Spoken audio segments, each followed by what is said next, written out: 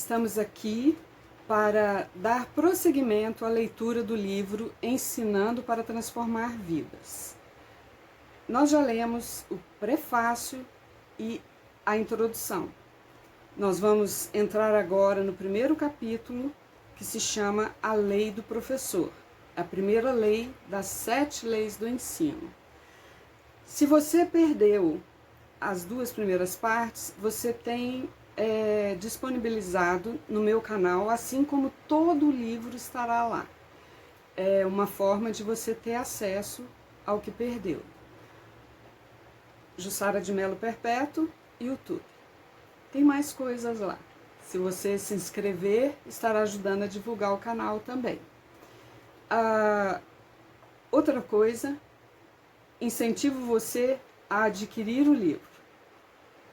A gente vai ler aqui, você vai ver um monte de coisa, mas nada é como ter o livro na mão, marcar, anotar, reler, é importante. Primeiro capítulo, a lei do professor. E quero ressaltar que nós não vamos ler o capítulo inteiro de uma vez só. Nós vamos ler por partes, de forma que não fique cansativo e fique fácil da gente acompanhar. O professor deve conhecer bem o assunto que está ensinando. Um fraco domínio do conteúdo resulta num ensino deficiente. John Gregory. A lei do professor. O professor eficiente é aquele que baseia seu ensino em uma rica experiência de vida. Resumindo a lei do professor, poderíamos dizer que quem para de crescer hoje, para de ensinar amanhã. Esse princípio é fundamental e não há nada que o substitua, nem mesmo uma personalidade cativante ou um método excepcional. Ninguém consegue ser um bom comunicador a partir de um arquivo intelectual vazio. Não podemos passar a outros aquilo que não possuímos.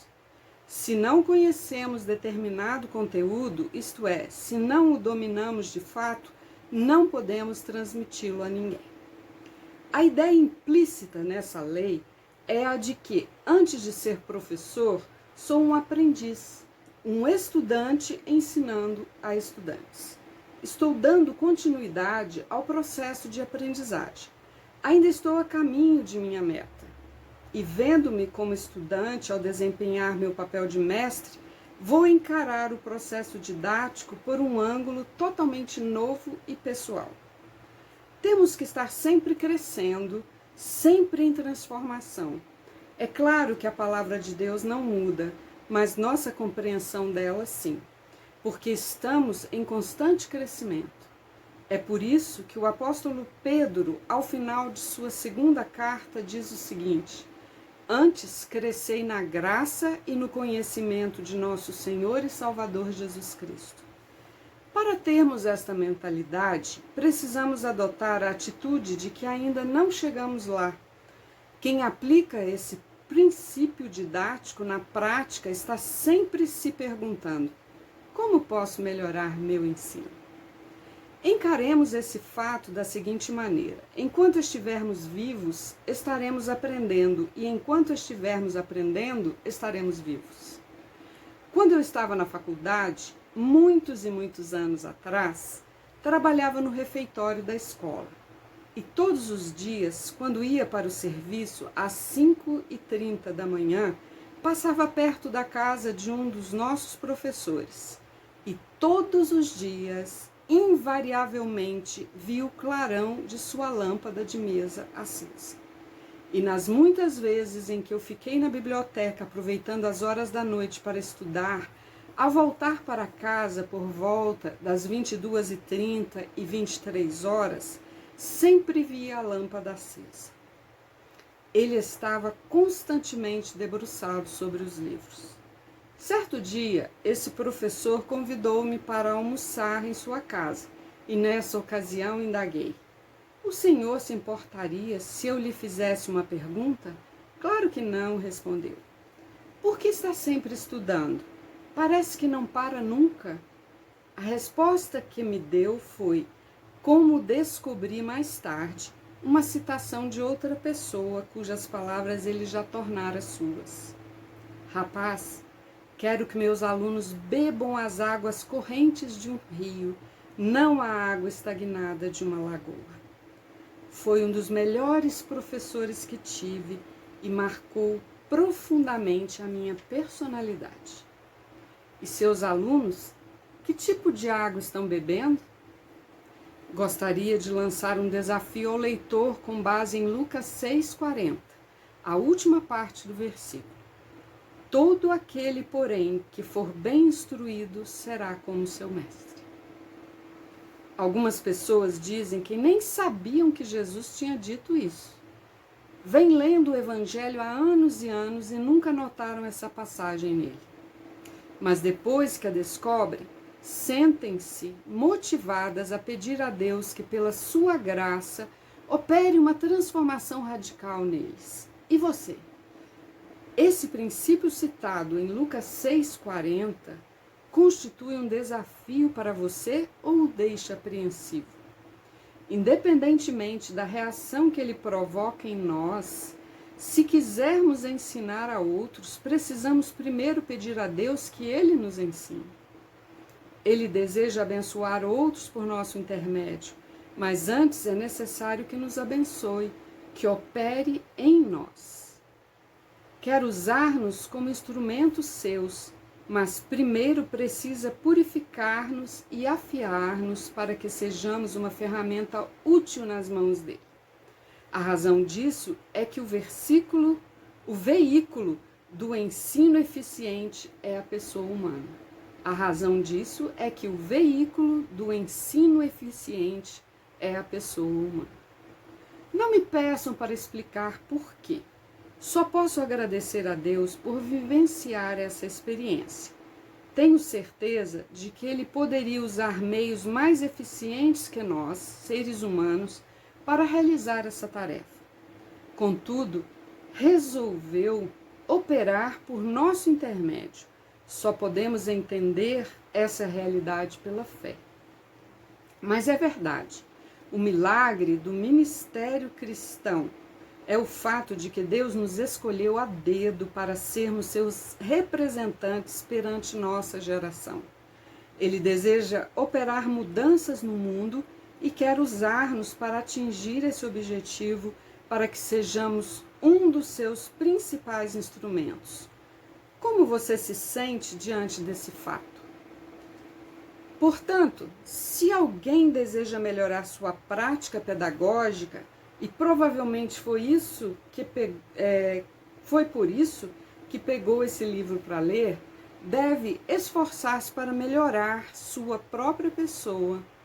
E meu objetivo é auxiliá-lo nesse propósito. Primeiro subtítulo, dentro do capítulo 1, A Lei do Professor. A demanda por professores.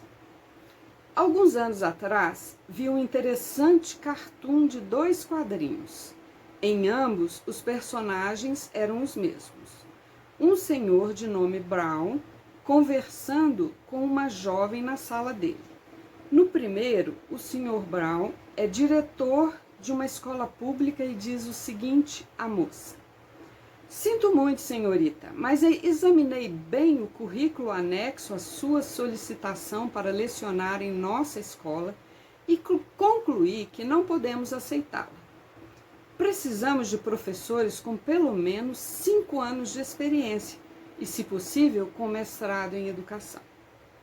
No segundo quadrinho, o Sr. Brown é superintendente da escola dominical e diz o seguinte à mesma jovem: "Você será uma ótima professora, senhorita.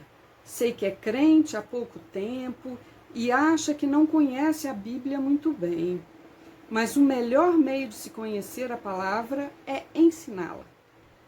Diz que não tem experiência com crianças dessa idade, mas tenho certeza de que vai aprender a entendê-las, a lidar com elas e a gostar delas. O único requisito básico é que esteja desejando lecionar." Que triste crítica sobre a forma como encaramos o ensino da palavra de Deus. Exige-se um mínimo de 5 anos de preparo para uma pessoa ensinar às crianças que 2 mais 2 são 4. Mas quando se trata de ensinar as insondáveis riquezas de Jesus Cristo, qualquer um serve. E é por isso que muitas vezes esse ensino desce ao nível da mediocridade. Ao fazer a seleção dos professores, sempre procuro pessoas que sejam fiéis a seus compromissos, tenham disponibilidade e humildade para aprender. Nessa obra, o fator determinante não é o conhecimento intelectual que possuem. A principal exigência é que sejam fiéis e constantes, que tenham tempo disponível para ensinar sem que seja necessário insistir demais para que aceitem o cargo e que estejam predispostas a aprender também. Em muitas de nossas escolas dominicais, temos aprendido que a melhor maneira de formarmos professores dedicados é levar pessoas a se envolverem pouco a pouco no trabalho. Elas gostam e ficam. Alguém procura conhecer o trabalho que a escola desenvolve com os adolescentes, por exemplo, e na convivência com eles, convence-se de que poderia auxiliar esses jovens e de que tal ministério é altamente gratificante. A maioria dos adultos, no início, tem receio de envolver-se no magistério por faltar-lhes autoconfiança. Nossa tarefa, então, é auxiliá-los nesse aspecto, o que pode ser feito com um pouco de tempo e interesse. E a propósito, gostaria de comentar que, se tivesse de recrutar professores para uma escola dominical, imediatamente eliminaria 3 práticas adotadas hoje em dia. Primeiro, não faria avisos do seguinte tipo: amados irmãos, por favor, venham assumir uma classe de nossa escola. Há vários domingos estamos tentando arranjar mais professores e ninguém ainda se apresentou para nos ajudar. Segundo, não insistiria com ninguém. Que tal mudar de ideia e vir lecionar numa de nossas classes? Não vai precisar ter muito tempo de preparação, não. Temos o manual do professor. Você sabe ler, não sabe? Então é só ler e ensinar. Faça uma experiência, vá. E terceiro, não faria indicações de última hora. Faltou um professor para uma classe de juniores? Apavorado, o superintendente entra numa classe de adultos e pega quem estiver sentado mais perto da porta e o nomeia para o cargo vitalício de professor de juniores. Moral da história?